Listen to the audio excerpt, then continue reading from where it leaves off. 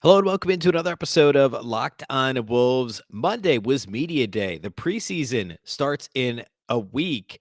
Training camp is underway now. There's plenty to talk about around the Wolves. That includes what the Wolves are going to do with Karl-Anthony Towns and Rudy Gobert offensively. I want to focus a little bit on that today. A couple of topics related to that, and then also the preview for Jaden McDaniels as we continue our player preview series here at Locked On Wolves. Welcome in. You are Locked On Wolves. You are Locked On Timberwolves, your daily Minnesota Timberwolves podcast. Part of the Locked On Podcast Network. Your team every day.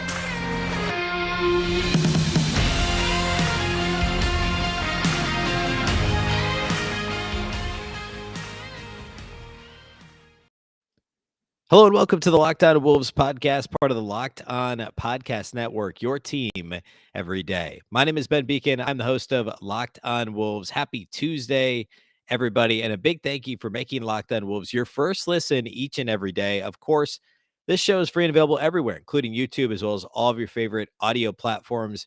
You can also follow Locked On Wolves and all of your favorite Locked On podcasts on Twitter at Locked On T-Wolves. Or I should say, you can follow all those shows anywhere you listen to podcasts. You can follow this show on Twitter at Locked On T-Wolves and also at B Beacon. And that's with two B's, two E's, CKEN. All right.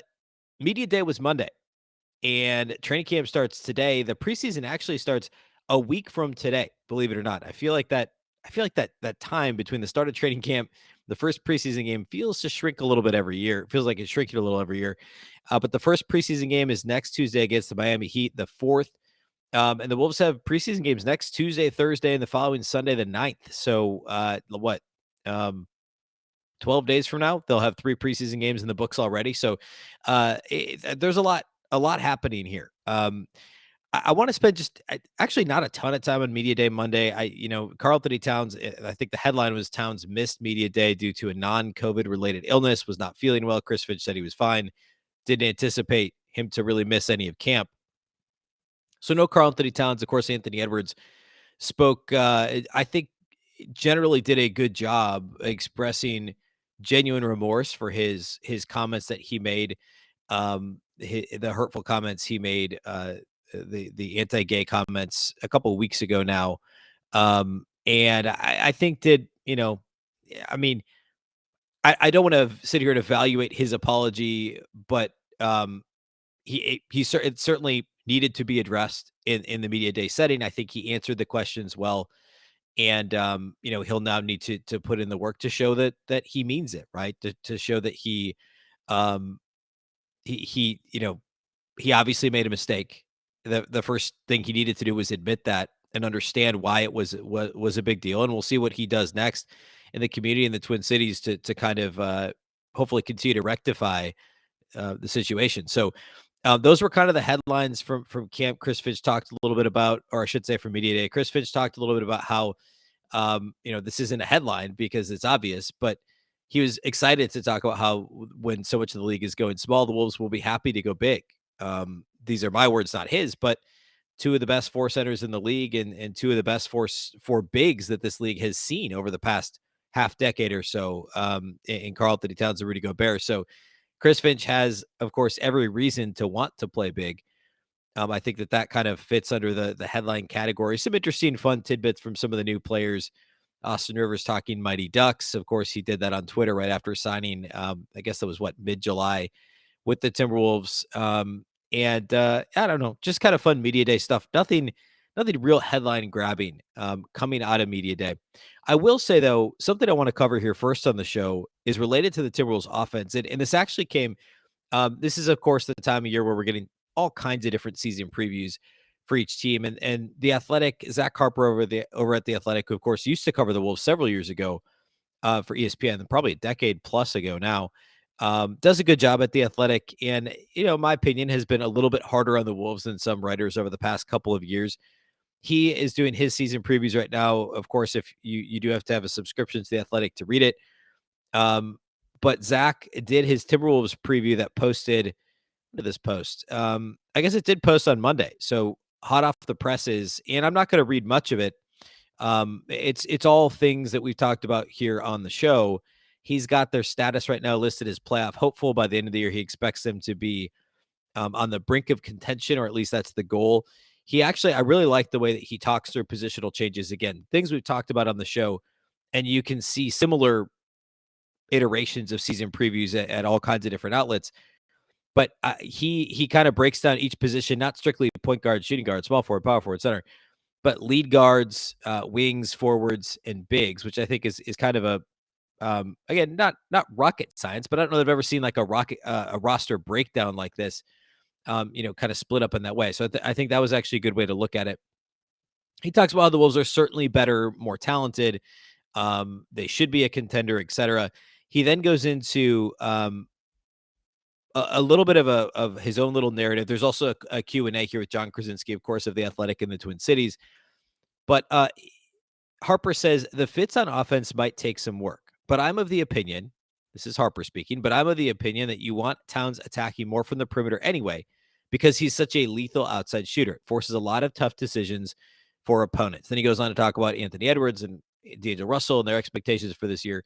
And then, of course, the playoff question, how will Gobert and of course, then in turn, the Timberwolves as a team perform in the playoffs where Rudy has struggled. The Wolves, of course, historically have struggled. But what I want to focus in on is the Towns attacking from the perimeter question. And this isn't, if you've been listening the last couple of weeks, I've been doing player preview series, some players, one segment, at the end of the rosters, other players, a half show. And then still we'll get to, some of the starters. I'll do an entire show on previewing them. This is not the Karl-Anthony Towns show. But this line about Towns attacking from the perimeter got me thinking a little bit more about what we saw from Towns last year, what was different about Towns' offensive approach than what we'd seen prior to last year, and what will it look like this year. So I want to consider some of those numbers. Our friends over at B-Ball Index have some interesting numbers that I want to go through that kind of illustrate, I think do a good job of illustrating what changed in Towns' game last year. And again, in turn, what could we potentially expect to see this year? And is it more similar to the 2021 and prior version of Karl-Anthony Towns, or is it more similar to what we saw in the 21-22 season in terms of the way he contributes offensively? So I want to do that here next, and then we'll get into Jaden McDaniels and kind of preview him as who I would consider a fifth man on the roster, the fifth starter, the fifth option offensively, and we'll preview him here to close the show. So we're going to do all that here next.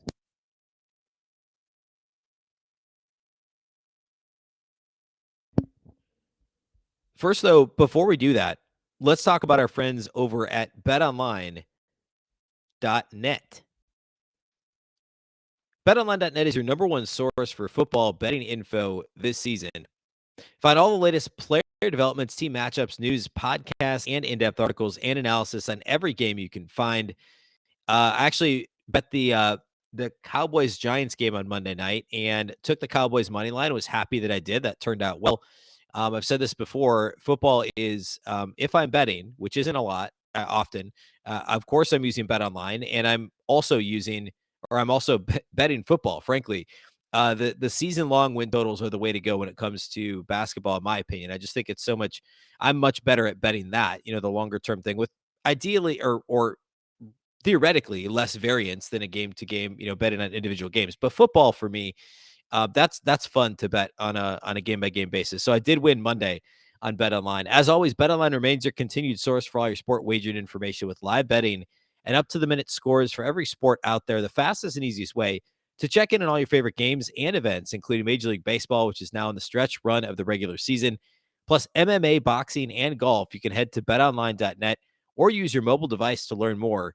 BetOnline, where the game starts.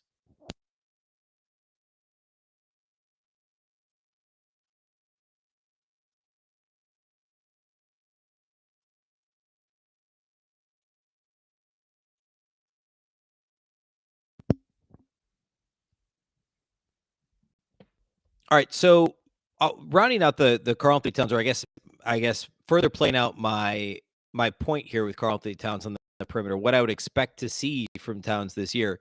Last season, we saw a lot more of Karl-Anthony Towns attacking from the perimeter. The 3-point rate actually went down for Towns compared it to what we had seen in prior seasons. So, of course, early in Towns' career, the three-pointer, it wasn't shooting a ton of them early under Tom Thibodeau. It wasn't a big part of his game, wasn't a big part of the Wolves game.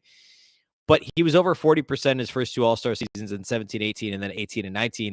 And we saw the three-point rate kind of skyrocket just prior to the COVID year and then, throughout that season. It went from about a quarter of his shots in his first All-Star season, nearly 30% in his next season. And then in the COVID-shortened 1920 season, which of course saw him have a ton of injuries as well, he only played in 35 games that year and 44.5%. So pretty close to half of his shot attempts were three-pointers. And of course, he was successful from that range, shooting 41.2%, the second best mark of his career, just slightly higher than what he did last year, 41% flat. His best year was his first All-Star campaign back in 17-18 when he was 42.1% from three. So the three-point rate shot all the way up to 44.5% a couple years ago. And then 3 years ago, 2 years ago, the second COVID shortened season when he played 50 games in 2021, the three-point rate went down to 36%, still the second highest mark of his career. And then this last season, it dropped even further to 30%. So less than 1 in 3 of Karl-Anthony Towns' field goal attempts this last season was a three-pointer, which was still the third highest mark of his career, but his lowest since the 18-19 season. His second All-Star year, way back when he was 23 years old. He's now, of course, about to turn 27. And it's a little alarming because he's still a 40% three-point shooter. Last year, 41% for his career, 39.7%, 40% or greater 4 of the last 5 seasons from long range.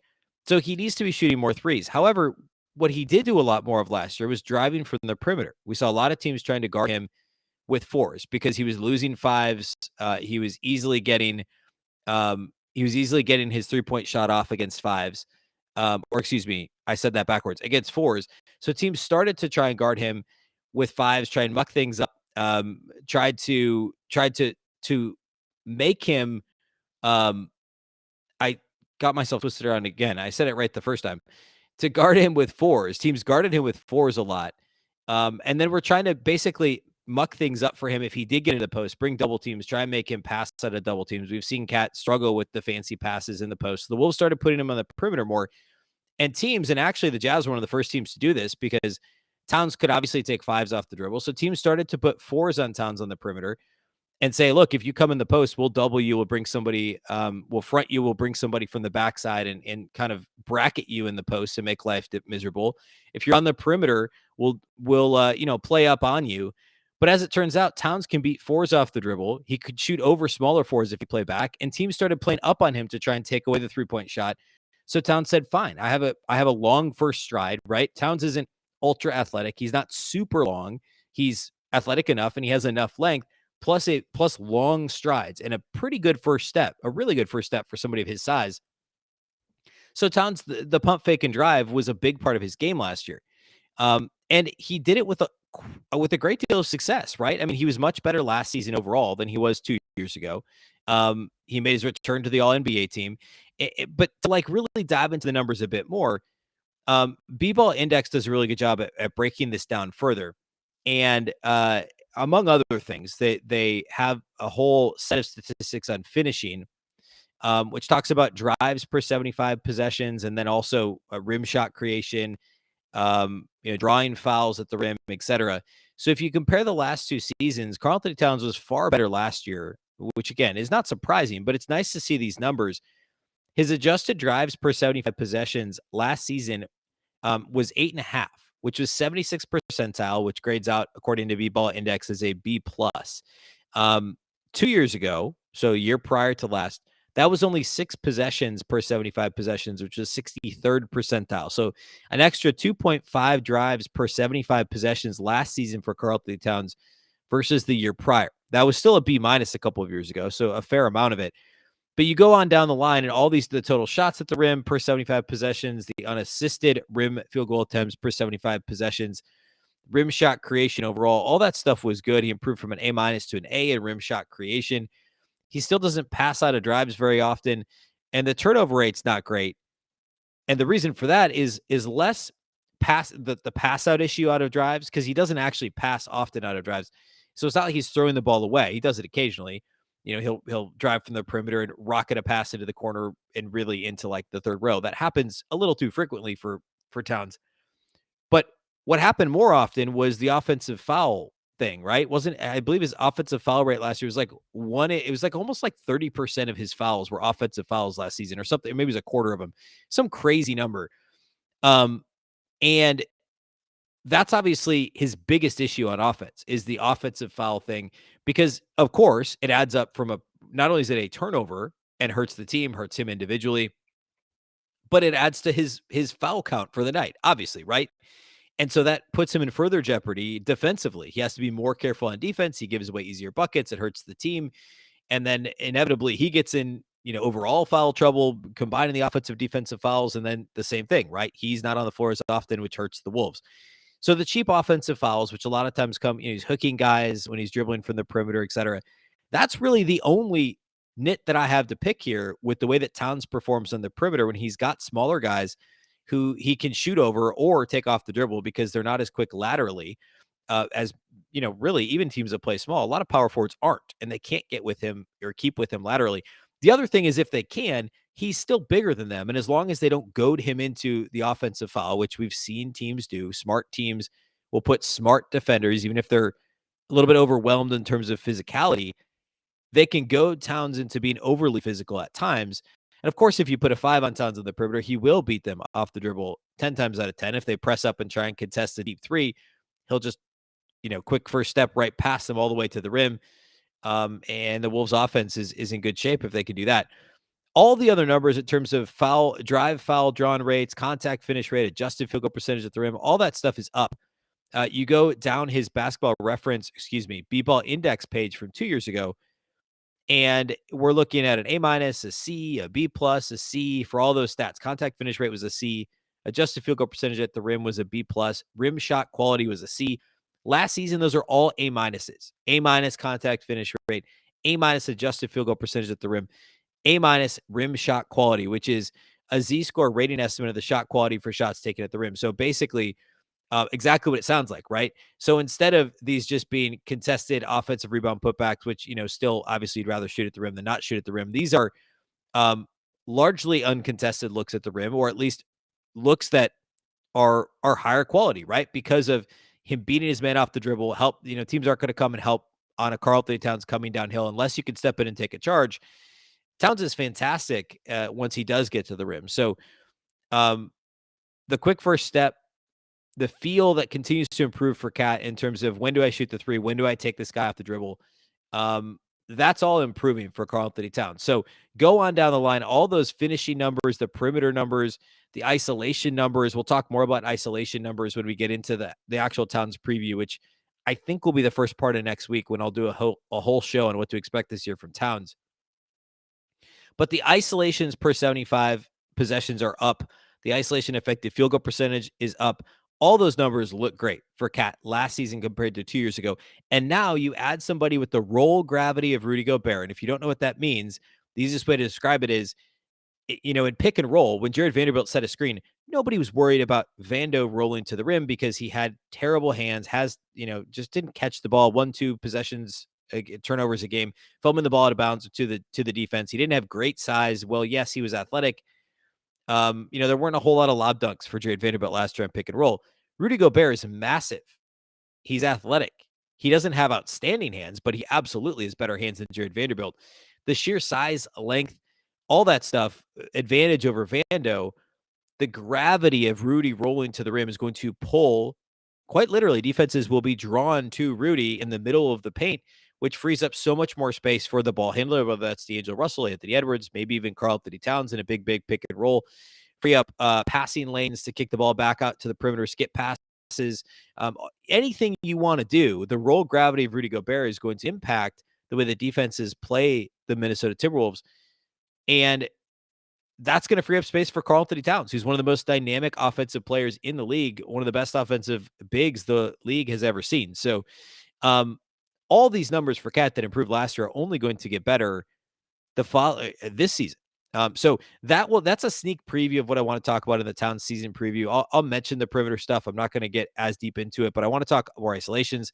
I want to talk about why I think the Rudy Towns, a little more in depth about the Rudy Towns pairing, why I think it will work, and also what Towns' best pairings are with the bench players, because obviously you might start with the five that we're all expecting them to start with, but between foul troubles, injuries, matchups, and just the way that games go, you're going to see plenty of minutes with bench guys. So which bench guys are going to be the best match with Karl-Anthony Towns this season for head coach Chris Finch? So we're going to do all that on the Towns preview show again, likely early next week, just depending on how news and everything else breaks out the rest of this week.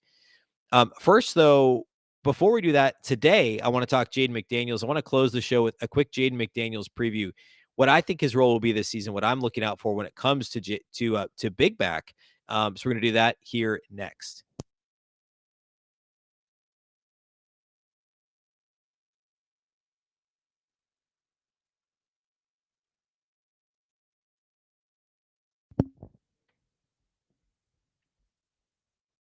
Jaden McDaniels is arguably the most interesting, um, I guess, individual player in terms of like what's the variance of outcomes for Jaden McDaniels this year, right?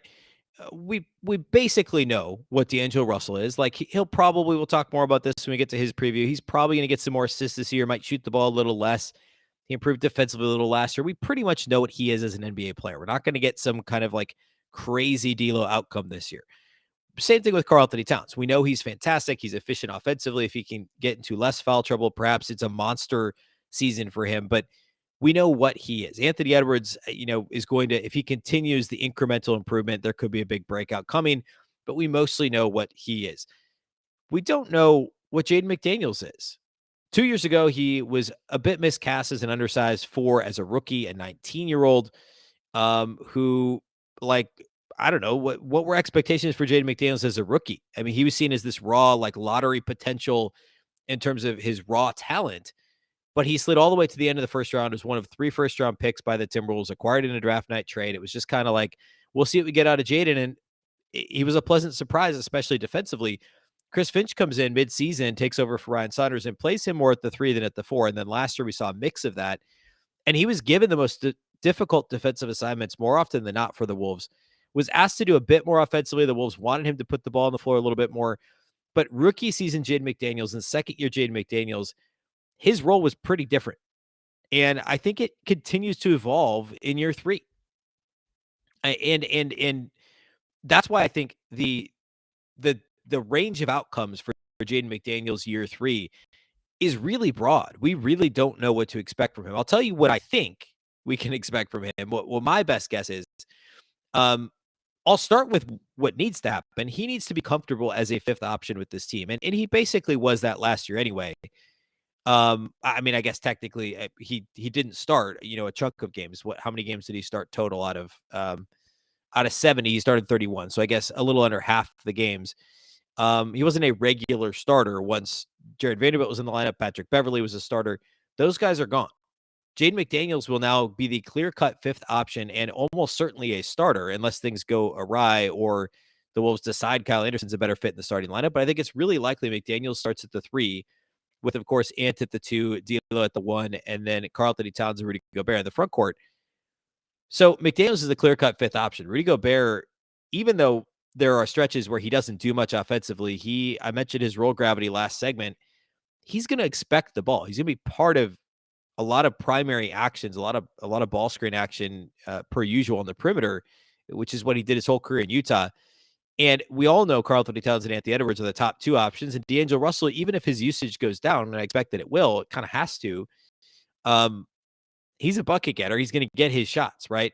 So of the 5 starters, Jaden McDaniels is by far the clear-cut 5th option. He has to be comfortable with that, but not only okay with it, he has to be impactful in the chances he gets. And it's tricky because I think his ceiling is absolutely higher than that of a role player in this league, but the Wolves are so stacked in terms of star power that they're going to be asking him to become a role player as a 21-year-old. I guess he turns 22 here in just a couple of days, this week actually.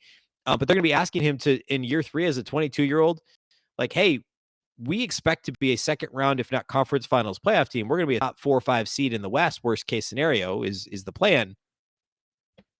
We need you to fit the specific role. Well, what is that role?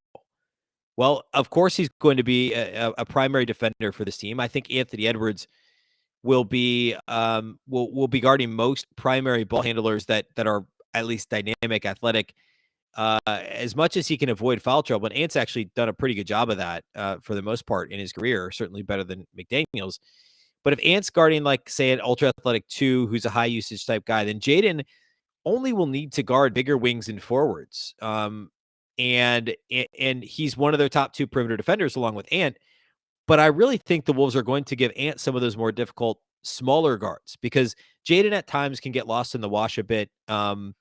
Guarding smaller, quicker guards, I think he does struggle a little to keep up laterally, and so he's better suited to guard forwards and wings that look a little bit more like him. I mean, the most obvious example in terms of a star that has a similar build to him would be like a Brandon Ingram, right? But obviously not limited to that. But that type of a player, right, who's a little bit bigger, a little bit longer, athletic. Um, Jaden's a very, very good. He is an above average defender, but I think the perception of his defense is maybe a little bit ahead of what the actual results have been. If you look at some of the different metrics, and actually Basketball Reference is a place I looked, or excuse me, I keep doing that.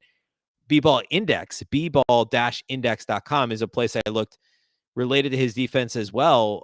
We talked about that related to Towns, and I looked up Jaden McDaniels' defense and good grades, right? Mostly B pluses, some B minuses, and a couple of C's mixed in there.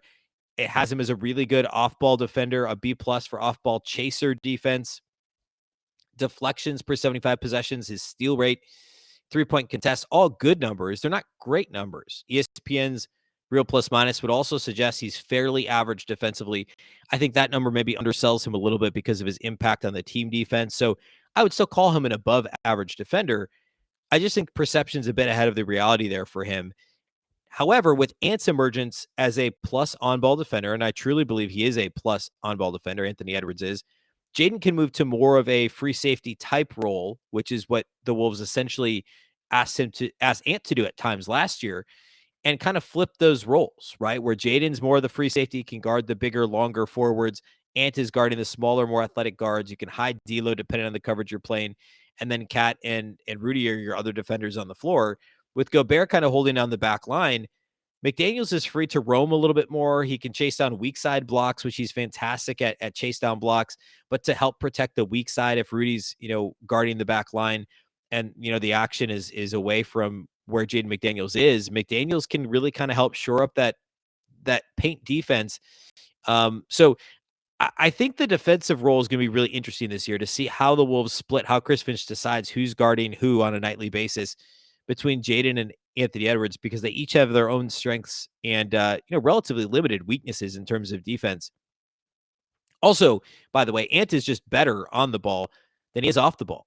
Jaden's pretty well rounded defensively. Obviously, room for improvement as a 22-year-old, but I think if you have Ant on the ball in most scenarios and Jaden McDaniels guarding, not the lead guard, but the next best offensive option with the ability to break off of him and play that free safety role, grab deflections, that's your better bet. Ant, if he's off the ball, can sometimes get a little distracted, like a daisical ball watching, get back cuts on him, gambles for steals in passing lanes.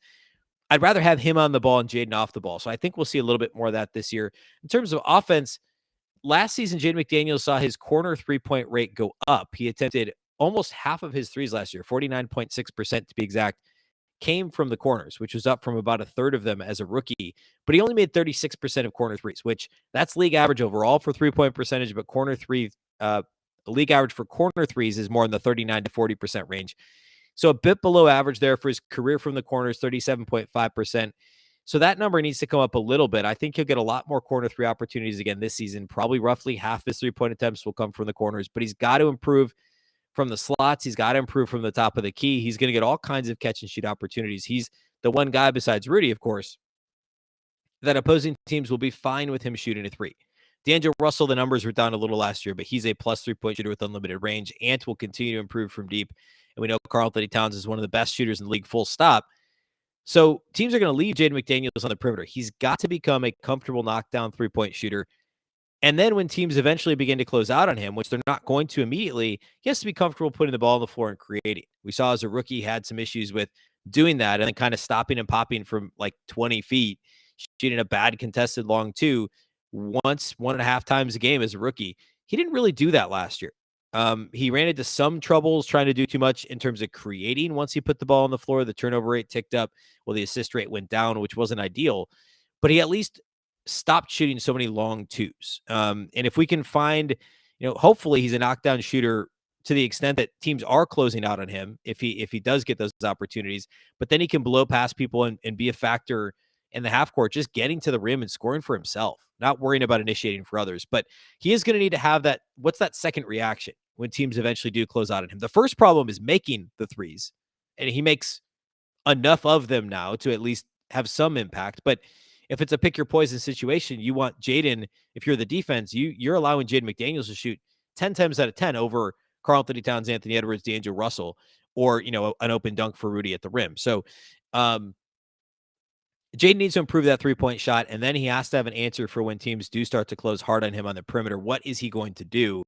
I think ultimately this year, as long as he can continue that improvement, you look at almost all the numbers, and there was an incremental improvement for Jaden McDaniels in year 2 from his rookie season. Now that he'll be playing more of the three, rebounding won't be as big of a deal. That's probably his biggest weakness, especially considering his size, athleticism, youth, all that. He should be a better rebounder. But with Rudy Gobert on the floor and Jaden McDaniels playing the three, that rebound number is probably going to get worse before it gets better. And that's okay as long as he can have enough of an awareness to grab rebounds that are in his vicinity, which is, by the way, side note, a weakness of Anthony Edwards. He's a bad rebounder. And now the Wolves arguably would have two of them in the starting lineup with McDaniels and Anthony Edwards. They both are athletic enough that they should rebound the ball better than they have in their first 2 seasons in the league. But D'Lo's okay for a point guard. Towns is going to be a plus rebounder for power forward. And of course, Rudy's the best defensive rebounder in the league. So as long as they can rebound their zone, wherever they are on the floor, McDaniels and Edwards, I'm saying, with their length, with their athleticism, then that's not as big of a deal with him at the three as it was with him at the four, right? That was the issue with Jared Vanderbilt at the four. Neither one of them, McDaniels or Vanderbilt, were or are good defensive rebounders. So I think for McDaniels, if he can see that 3-point percentage just tick up slightly this season again and continue to be a good perimeter defender, be a willing off ball and an effective off ball defender, I think he starts at the three this season for the Wolves. I think he probably plays close to 30 minutes per game. And looking at what he did last year, what was his average per game? About 26 minutes per game. I think that's north of 30 this year. The Wolves are going to rely heavily on him to help defensively with Ant and Rudy Gobert as kind of those three are the players that the Wolves will rely on defense this season, or at least in the starting lineup. And he's just got to bring it and be comfortable in that role, knowing that, yes, the ceiling for Jaden McDaniels is much higher. It's probably a strong starting caliber player who could be better than a fifth option. But this season, in his age 22 season, year 3 in the league, that's what the Wolves need from Jaden McDaniels. I think we'll get it. I think he'll be comfortable in that role. We saw enough flashes. He flashed in the playoffs last year, too. McDaniels showed some real improvement, continued improvement towards the end of the season and in the playoffs. So if we get more of that this year from Jaden, then look out. I mean, who knows what happens with D'Angelo Russell after the season? We talked about that on Monday's show. Maybe it's a lower usage point guard that comes into play, and Ant is initiating more offense, and then all of a sudden Jaden is now your fourth option, or maybe even your third option, depending on how Rudy ages the next couple of years. The Wolves are going to have to make extension decisions on Jaden McDaniels and Anthony Edwards here soon too. Not that there's much of a decision to be made, but all that to say, Jaden McDaniels is probably the most intriguing player on the roster, individual player, in terms of what the range of outcomes could be. What's the floor? What's the ceiling? What does this look like moving forward? So I'm really fascinated to see what Jaden McDaniels brings to the table throughout the season and how Chris Finch uses him throughout the season as well.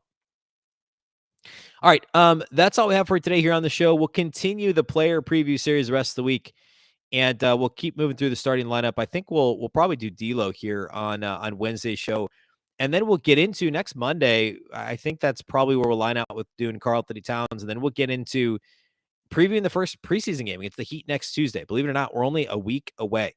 So a big thank you to those of you that do make Locked On Wolves your first listen each and every day. It is greatly appreciated. Of course, you can find the show anywhere you listen to podcasts. That includes YouTube. If you watch on YouTube, please like the video, subscribe to the channel, comment below. If you listen on Apple, Google, Spotify, Odyssey, anywhere else, please help us out with the review. It's greatly appreciated. We are daily Monday through Friday now that we are into training camp. Of course, you can follow the show on Twitter at Locked On T-Wolves and also at BBeacon with 2 B's, 2 E's, CKEN. The Locked On Wolves podcast is part of the Locked On Podcast Network. Remember, the Locked On Network is your local experts on all the biggest stories. Now make your second listen the Locked On Fantasy Basketball Show. Josh Lloyd hosts the #1 daily fantasy basketball show on the planet. It's free and available wherever you listen to podcasts. Once again, I'm Ben Beacon. This is the Locked On Wolves podcast, and we'll catch you next time.